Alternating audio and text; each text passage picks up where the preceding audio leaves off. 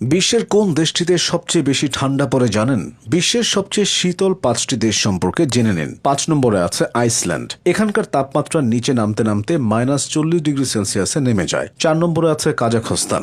অত্যধিক তুষারপাত ও তার সঙ্গে বৃষ্টিপাতের ফলে পাহাড়ি এই অঞ্চলে সবসময় ঠান্ডা ঘাঁটি গেড়ে থাকে। গরমকালেও কাজাখস্তানে কনকনে ঠান্ডা বিরাজ করে, তবে শীতকালের তুলনায় কিছুটা বসবাসের উপযোগী থাকে। 3 নম্বরে আছে রাশিয়া। মাত্র 2 মাসের জন্য সূর্যের মুখ দেখতে পাওয়া যায় এদেশে, যেখানে গরমকালে তাপমাত্রা থাকে -3°C।